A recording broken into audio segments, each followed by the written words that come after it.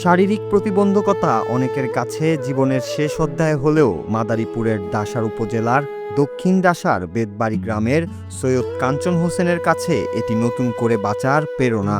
দুই পা অচল, তবুও ভিক্ষার পথ নয়, পরিশ্রমকেই বেছে নিয়েছেন তিনি। স্ত্রীকে সঙ্গে নিয়ে ছোট্ট একটি ভাজা পোড়ার দোকান চালিয়ে চলছে তার 4 সদস্যের সংসার। দুই পা অচল, চলাফেরা করেন কষ্ট করে, তবুও কারো কাছে হাত পাতেননি। নিজের আত্মসম্মান আর পরিশ্রমকে সম্বল করে জীবনের সঙ্গে লড়াই চালিয়ে যাচ্ছেন। ছোটবেলায় টাইফয়েড জ্বরে আক্রান্ত হয়ে দুটি পা অচল হয়ে যায় তার। এরপরও থেমে থাকেননি তিনি।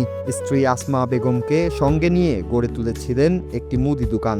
কিন্তু 2023 সালে ভয়াবহ অগ্নিকাণ্ডে সে দোকান পুড়ে গেলে আবারও নেমে আসে দুর্যোগ।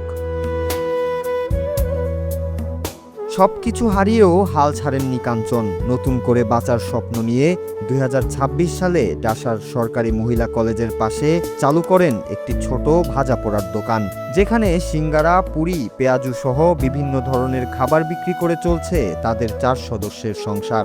এই আয়ের টাকাতেই 2 সন্তানের লেখাপড়া ও সংসারের যাবতীয় খরচ চালানোর চেষ্টা করছেন সৈয়দ কাঞ্চন। ছোটবেলা থেকে আমার টাইফয়েড জ্বর হয়েছিল।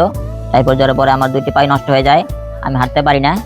কিন্তু আমি নিজের কাছে নিজে করে খাই, আমি কারো কাছে হাত পাতি না। আমি সবার কাছে দোয়া চাই যেন আমি একদিন সফল হতে পারি। আল্লাহ যেন আমাকে এই তৌফিক দান করেন। সংগ্রামের এই পথে প্রতিটি মুহূর্তে পাশে আছেন তার স্ত্রী আসমা বেগম। স্বামী স্ত্রী মিলে সকাল থেকে রাত পর্যন্ত পরিশ্রম করেই জীবিকা নির্বাহ করছেন।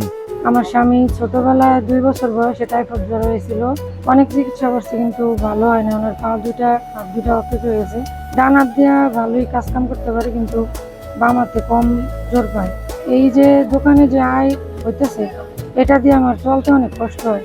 আপনাদের কাছে আমার একটা অনুরোধ, আপনারা সবাই যদি আমাকে সহযোগিতা করেন তাহলে আমি একটু ভালোভাবে আমার স্বামী সন্তান নিয়ে পরিবারের সবাই নিয়ে একটু চলতে পারি সুন্দরভাবে। স্থানীয়দের মতে কাঞ্চন হোসেন প্রমাণ করেছেন প্রতিবন্ধকতা নয়, ইচ্ছাশক্তি মানুষের সবচেয়ে বড় শক্তি। তারা বলছেন সমাজের বিত্তবানরা যদি এগিয়ে আসে আরও স্বাবলম্বী হতে পারবেন এই সংগ্রামী মানুষটি। তিনি সমাজের বোঝা না হয়ে তিনি একটি দৃষ্টান্ত স্থাপন করেছেন, যিনি একটা দোকানের মাধ্যমে তিনি তার পরিবারকে তিনি ভরণ পোষণ করেন। তিনি এই দোকানের মাধ্যমেই তার সংসার চলে। দোকান একদিন না চললে তার সংসার চালানো আসলে কষ্টসাধ্য হয়ে যায়। সমাজের বিত্তবানরা তার পাশে যদি একটু এগিয়ে আসে তাহলে সে একটু স্বাচ্ছন্দ্যভাবে বাঁচতে পারত। 2 পা অচল হলেও আত্মসম্মান আর কঠোর পরিশ্রম দিয়ে জীবনকে এগিয়ে নেওয়ার অনন্য দৃষ্টান্ত স্থাপন করেছেন সৈয়দ কাঞ্চন হোসেন। তার এই সংগ্রামের গল্প অনুপ্রেরণা যোগাবে সমাজের হতাশাগ্রস্ত তরুণদের, যারা জীবনের ছোট ছোট অপ্রাপ্তি নিয়ে হতাশায় ভুগছেন। Bangla TV news desk.